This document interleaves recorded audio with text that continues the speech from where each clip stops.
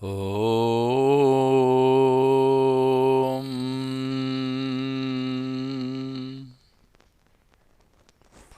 सभी श्रोताओं को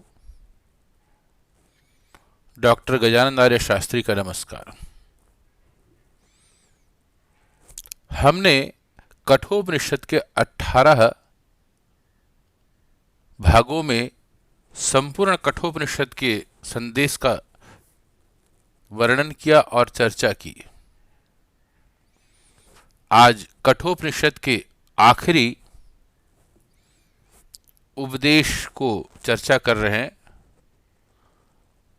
नचिकेता के द्वारा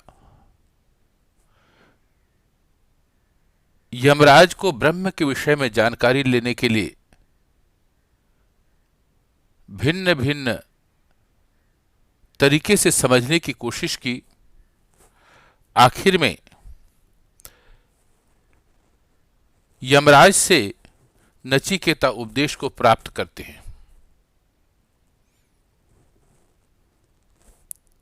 कहते हैं, शतम चैका हृदयस्य नाड्यः तासाम मूर्धानम अभिनिसृतैका तयोर ऊर्ध्वमायन्न अमृतत्वमेति विश्वंगन्या उत्क्रमणे भवन्ति।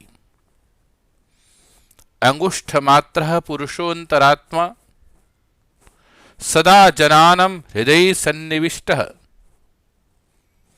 त्वां स्वाच्छरीरात् प्रबृहन् मुञ्जादि वेशिकां धैर्येण तम विद्यात् शुक्रममृतम् इति। मृत्यु प्रोक्तां नचिकेतोऽथ लब्ध्वा विद्याम् एतां योग विधिं च कृत्स्नम् ब्रह्म प्राप्तो विरजो भूद् विमृत्यु अन्यप्येषां पेवं यो विदध्याद् आत्ममेव च। इसका अर्थ है, हृदय की 101 नाड़ियां, उनमें से एक मूर्धा अर्थात कपाल की ओर निकली हुई है। इसे सुषुम्ना नाड़ी कहते हैं। उसके द्वारा लोकों के में जाकर अमृतत्व को प्राप्त करता था। ऊपर के लोक में जाकर के अमृतत्व को प्राप्त करता है। दूसरी ओर जो 101 नाड़ियां हैं, वो मृत्यु के समय में नाना प्रकार की योनियों में ले जाती हुई अपने अपने कर्मों के फलों को प्रदान कराता है। सबका अंतर्यामी अंगुष्ठ मात्र अर्थात अंगूठे की परिमाण वाला आकार वाला परम पुरुष सदैव मनुष्य के हृदय में भली भांति प्रविष्ट है। साधक मुंज से सीख की तरह अपने से इस शरीर को धीरतापूर्वक अलग करके देखे और उसी विशुद्ध अमृतत्व समझे और उसी को विशुद्ध अमृतत्व समझे। अर्थात इसमें साधक अपने शरीर को अलग माने और आत्मा जो कि परमात्मा में विलीन होना है, इन दोनों को अलग माने। इस प्रकार उपदेश सुनने के बाद नचिकेता यमराज द्वारा बताई हुई इस विद्या को संपूर्णतः योग विधि से प्राप्त करके मृत्यु से रहित होकर सब प्रकारों के विकार से शून्य विशुद्ध होकर ब्रह्म को प्राप्त हो गया। दूसरा कोई साधक भी इस अध्यात्म विद्या को इसी प्रकार से जाने तो वह भी ऐसे मृत्यु और विकारों से रहित होकर के ब्रह्म को प्राप्त हो जाता है। यह उपदेश नचिकेता को यमराज ने प्रदान किया। अब इस उपदेश को समझने से पहले यह जानना आवश्यक है, जब यमराज बात करते हैं तो वो स्थूल शरीर के बारे में न बात करके सूक्ष्म शरीर के विषय में बात कर रहे हैं। कारण शरीर के अंदर आज का विज्ञान यह नहीं मानता कि उसमें 101 नाड़ियां हैं। वह इससे भी अधिक नाड़ियों के विषय में चर्चा करता है। अगर कोई इस सूत्र को स्थूल शरीर से संबंधित होकर के समझने का प्रयास करेगा तो वह इसके संपूर्ण भावों को नहीं समझ सकता। इसलिए जब वह इस सूत्र पर चिंतन कर रहा है तो उसे सूक्ष्म शरीर, जिसे विद्युत शरीर भी कह सकते हैं, जिनके हम आंखों से तो देख नहीं सकते, लेकिन उपनिषद में, दर्शन ग्रंथों में इसका वर्णन है, उसी के विषय में चर्चा करनी चाहिए और उसी के विषय में समझना चाहिए। सूक्ष्म शरीर एक ऊर्जा की शरीर है। वह एक विद्युत शक्ति की तरह, अर्थात जैसे बिजली के प्रकाश में एक ऊष्मा होती है लेकिन प्रकाश से समस्त चीजों का दर्शन होता है, ठीक इसी प्रकार से उसे हम जीव विद्युत भी कह सकते हैं, सूक्ष्म शरीर भी कह सकते हैं। सूक्ष्म शरीर से सोचना यह भी आवश्यक है, यमराज जब इस शरीर को देखते हैं तो स्थूल शरीर को यहीं छोड़ जाते हैं। इसके अंदर सूक्ष्म शरीर में स्थित आत्मा, पंच कर्मेंद्रिया, पंच ज्ञानेंद्रियों की निहित शक्तियां, ऊर्जा, विद्युत शक्तियां, मन, बुद्धि, चित्त, अहंकार, इन सब में आवेष्टित होकर के, आवेष्टित से मतलब लपेटा हुआ मान लीजिए, या इसके अंदर स्थित होकर के हमारे कर्म के, जय भी अच्छा हम अच्छा और या बुरा कर्म करते हैं, उस सब का भाव, उस सब की शक्तियां, उस सब के एक औरा बनकर के समाविष्टित होकर के उसमें चले जाते हैं। अर्थात एक विद्युत शक्ति की तरह उसमें चले जाते हैं और निर्णयात करने वाला परमात्मा उसके हिसाब से निर्णय देता है। अगर कोई व्यक्ति एक ऊर्ध्वगामी सुषुम्ना नाड़ी के माध्यम से उस आभा को आभास करता है और अपने शरीर को भिन्न देखता है और अपने आत्मा को भिन्न देखता है और ब्रह्म में विलीन हो जाता है, अर्थात ब्रह्म की शक्ति में विलीन हो जाता है, तो वह व्यक्ति शरीर और आत्मा को भिन्न भिन्न तरीके से देखते हुए, ब्रह्म में विलीन होते हुए, सुषुम्ना नाड़ी के माध्यम से वह इस संसार से जब विदा होता है तो अमृतत्व को प्राप्त करता है।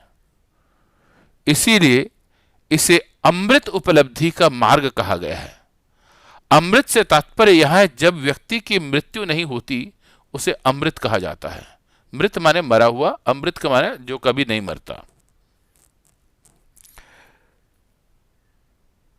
तो जो बची हुई 100 नाड़ियां हैं, उससे तात्पर्य यहां पर यह है, हमारे किए हुए कर्म सूक्ष्म शरीर में आविष्टित होकर के अन्य शरीर को अपने कर्म के आधार से और ब्रह्म के माध्यम से, निश्चित योनि के माध्यम से वह उस शरीर में जाकर के प्रविष्ट हो जाता है।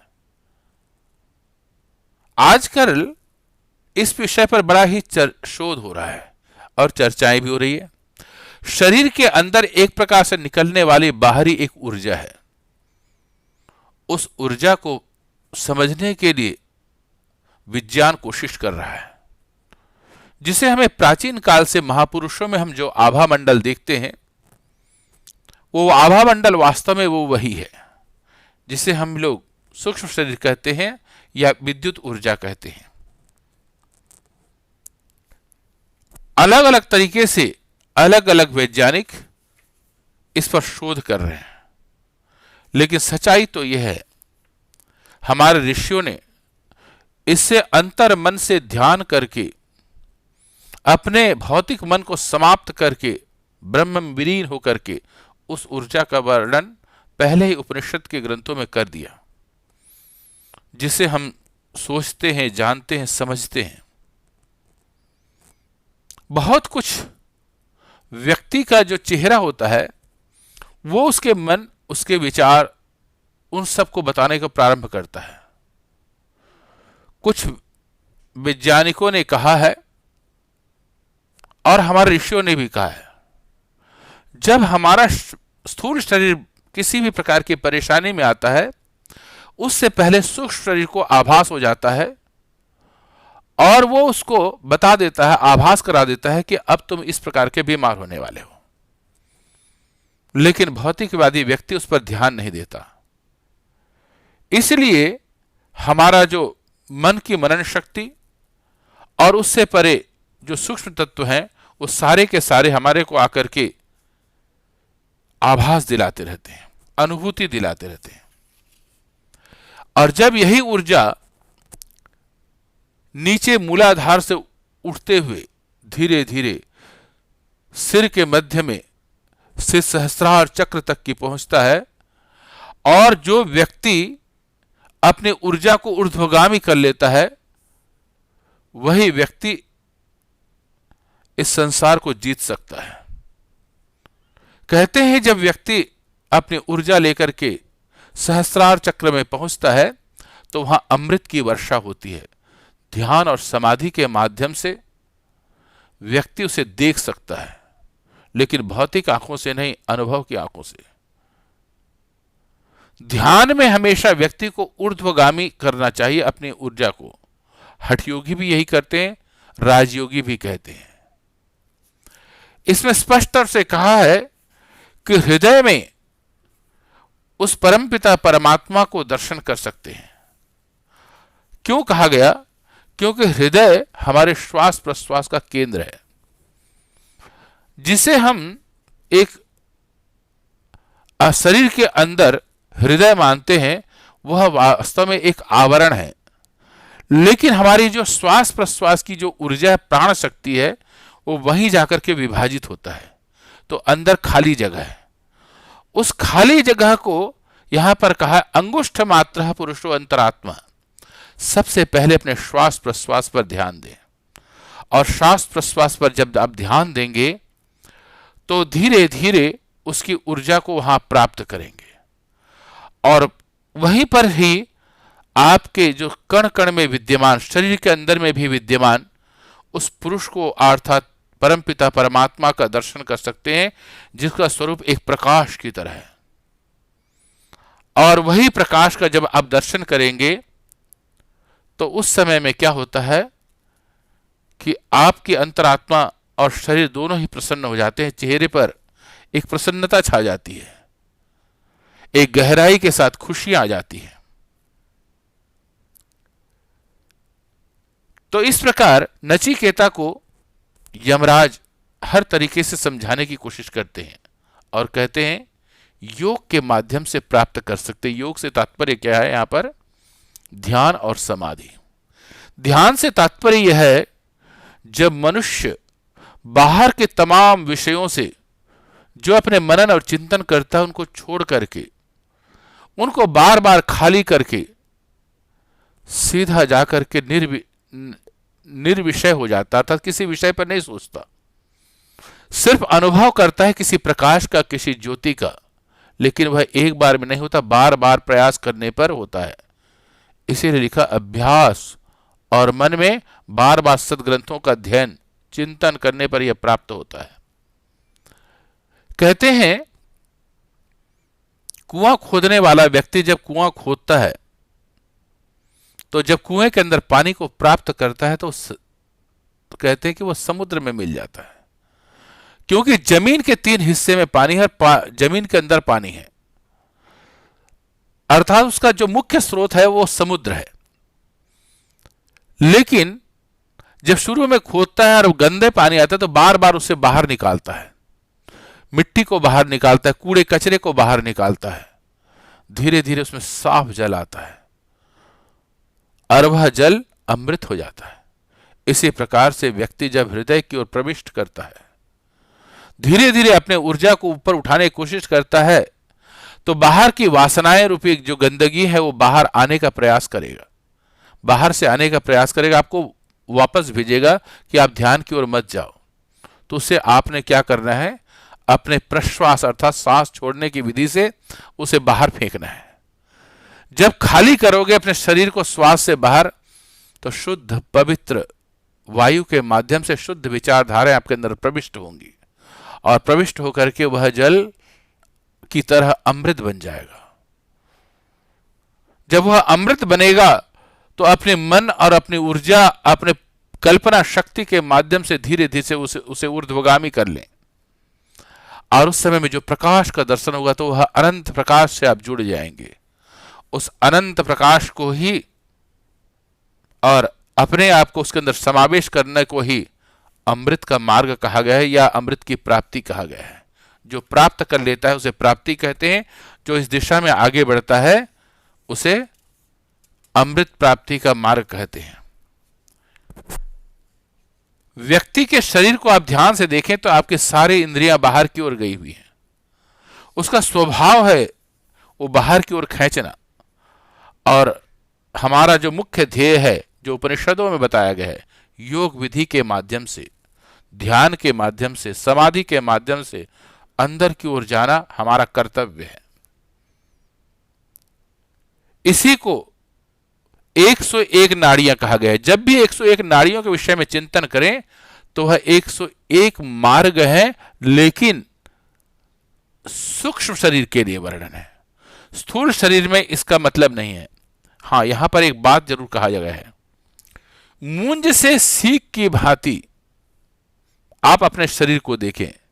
मूंज एक प्रकार का घास होता है और सीख जो होता है उसका सूखा हुआ पत्ता का एकदम छोटा सा अंश होता है जो एकदम किनारा होता है। इसी प्रकार से जो व्यक्ति शरीर और आत्मा को भिन्न भिन्न देखता है तो उसके अंदर धीरे धीरे विचारधारा आ जाती है। किंतु सांसारिक व्यक्ति हमेशा ही अपने शरीर को महत्व देता है और आध्यात्मिक व्यक्ति अपने प्राण शक्ति को महत्व देता है, ब्रह्म को महत्व देता है। जो व्यक्ति जिसके लिए सोचेगा, जिसको महत्व देगा, वो उसी को ही प्राप्त करता है। लेकिन हमें प्रश्वास के माध्यम से दुखों को बाहर निकालना है और श्वास लेते हुए आनंद को, खुशियों को अंदर प्रवेश कराना है और उसे भरपूर कर देना है। मुझे एक छोटी सी बात याद आती है। एक बार एक व्यक्ति को बहुत बड़ा राजा ने किसी कारण से दंड दिया, लेकिन सच्चाई ये था वो व्यक्ति आत्मा और परमात्मा का खोजी व्यक्ति था। ऐसा संदेश दिया कि दुनिया में सबसे बड़ा परमात्मा है। राजा अहंकारी था, उसने उसे दंड दिया। कहा कि अगर सबसे बड़ा परमात्मा है तो परमात्मा कहां है, कैसे बचाएगा, हम आपको देखते हैं। आदेश दिया गया उसके हाथ और पैर को काट दो। व्यक्ति मुस्कुराता रहा। कहा कि भोले मनुष्य, तू अपने अहंकार वशात नहीं जानता कि तू मेरे स्थूल शरीर को काट रहा है। क्योंकि उसने अपने शरीर को अलग कर लिया था, आत्मा को भिन्न कर लिया था। वो जानता है कि आत्मा अविनाशी है, मेरी शक्ति, मेरी ऊर्जा आत्मा के अंदर है और यह दूसरे शरीर को धारण करने चले जाएगा। लेकिन सामान्य मनुष्य इस बात को नहीं जान पाता। आखिर राजा ने कहा कि देखते हैं तेरा भगवान कैसे बचाता। उसे कहा गया सैनिकों को टुकड़े टुकड़े कर दो, सबके सामने में। आखिरी दम तक की वह मुस्कुराया और कहा कि हे भोले बालक, तू नहीं जान रहा है, परमात्मा तुझे शक्ति दे, सामर्थ्य दे। अर्थात जो व्यक्ति योग को प्राप्त कर लेता है वही समझ सकता है इस बात को। सांसारिक व्यक्ति से दूर है। इसीलिए इसी को विशुद्ध अमृत कहा गया है। जिसी को समझना, प्राप्त कर लेने को विशुद्ध अमृत कहा गया है। लेकिन प्राप्त कैसे होगा? चीन में एक लोक कथा बड़ी प्रसिद्ध है। एक व्यक्ति, सीधा साधा भोला भाला व्यक्ति, किसान, अपने खेती करता था। उसके गांव से बहुत दूर एक बहुत सुंदर पर्वत था, जो भी लोग वहां से घूम के आते उसकी प्रशंसा करते। तो इस किसान के मन में भी इच्छा हुई कि चलो मैं उस पर्वत को एक दिन मैं भी देख करके आऊं, जो इतना सुंदर है, खूबसूरत है। एक दिन सोचा कि सुबह सुबह उठूं, रात्रि के 2-3 बजे के लगभग लालटेन लेके चल पड़ता हूं, धीरे धीरे प्रकाश होगा और प्रकाश तक कि मैं उस पर्वत तक की पहुंच जाऊंगा। दूर था यात्रा, चलते चलते पहुंचूंगा। एक दिन उठा और लालटेन लेकर के वह जैसे ही घर से निकला और गांव से 5 कदम 10 कदम बाहर गया ही था कि उसके मन में आया, इतने अंधेरे में इतने छोटे से लालटेन के माध्यम से मैं कैसे भला पहुंच पाऊंगा।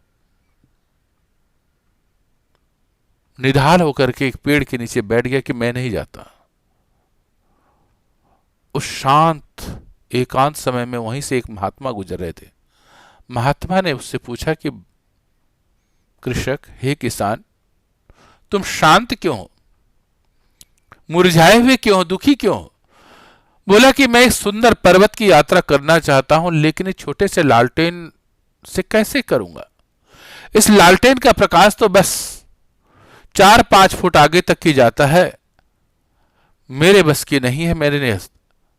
तो उसने उसको समझाया कि देखो मित्र, उठो। बड़े प्यार से कंधे पे हाथ रखा, सिर पे हाथ फेरा और कहा, जब आप आगे बढ़ोगे तो आपका जो प्रकाश है लालटेन का, वो 5 फुट और आगे बढ़ेगा, और आगे बढ़ोगे तो वह और आगे बढ़ेगा। धीरे धीरे आप आगे बढ़ते जाओगे और बृहद प्रकाश जो सूर्य का प्रकाश है वो आ जाएगा, तब आप आसानी से जा सकते हो। लेकिन रुकना मत मेरे मित्र, तुमने मन में एक बहुत बड़ा संकल्प लिया है, सोचा है, तुम्हारे मन में टीस थी कि मैंने इतनी सुंदर जगह को नहीं देखा है, आज देखने की तमन्ना हुई तो पीछे मत रखना। उसके अंदर एक अद्भुत ऊर्जा का संचार हुआ, खुशी हुई, उसके अंदर ताकत आई। लालटेन को उठाया, धीरे धीरे कदम बढ़ाते हुए आगे बढ़ने लगा। सचमुच लालटेन का प्रकाश वहां जहां भी जाता उससे 5 फुट आगे नजर आता। उसमें आगे बढ़ता गया, धीरे धीरे काफी कोस तक ही पहुंच गया। सूर्य का प्रकाश है, इस महान प्रकाश पर वो देखा तो आज वह पर्वत के करीब था, उसकी सुंदरता को निहार रहा था, उसके झरनों की आवाज को देख रहा था, सुन रहा था, उसके शांत शीतल जल का अनुभव कर रहा था, उसके आसपास के सुंदर प्रकृतियों का आनंद ले रहा था। मानो अमृत की वर्षा हो रही है। अनेक दिनों की प्यास, अनेक दिनों के मन की शंकाएं समाप्त हो गई, प्यास बुझ गया और आज उसके चेहरे पे प्रसन्नता थी। ओह, जिसके बारे में मैंने सुना था आज उसको मैं प्रत्यक्ष देख रहा हूं। इसी प्रकार से हे साधक, नचिकेता ने यही किया। धीरे धीरे योग के माध्यम से अपने आप को साधना करना शुरू कर दिया। यमराज के द्वारा बताए हुए मार्गों से आगे बढ़ने लगा। वह ध्यान की ओर बढ़ा। जब मन इधर उधर भागा तो फिर उसे समझाया। धीरे धीरे वह और भी लंबा ध्यान लगाने लगा। श्वास प्रश्वास के माध्यम से शरीर को, अंतःकरण को शुद्ध करना प्रारंभ कर दिया। एक समय ऐसा आया, उसके अंदर भी एक प्रकाश नजर आया। वो ब्रह्म का प्रकाश था, आज उदय हो गया था। ब्रह्म ने कहा, मैं संसार के कण कण में हूं, बस तू मेरे करीब आ। तू जिन आंखों से बाहर को देख रहा है उसे बंद कर ले, मेरे अपने अंदर के आंखों से मुझे देख ले, मैं तुझे गले लगाऊंगा। आज आत्मा और परमात्मा का मिलन हो रहा है। व्यक्ति ऊर्ध्वगामी हो रहा है। उसकी समस्त वासनाएं, समस्त कामनाएं समूलतः नष्ट हो जाती हैं और नष्ट होने के पश्चात ब्रह्म का दर्शन करके वह अमृतत्व को प्राप्त कर लेता है और योग के माध्यम से जीवन की समस्त सफलताओं को प्राप्त करता है। तो इस प्रकार हमने 18 प्रवचनों के माध्यम से कठोपनिषद की कथा का चिंतन किया और इस कठोपनिषद की कथाओं के माध्यम से हम अपने जीवन के रहस्यों को समझ सकते हैं। ऋषियों ने इसीलिए इस प्रकार चिंतन किया है। आओ हम सब मिलकर के इस कथा को बार बार सुने, दूसरों को भी इसे प्रेषित करें ताकि उसे समझने का मौका मिले। ओम शांति शांति शांति। ओम।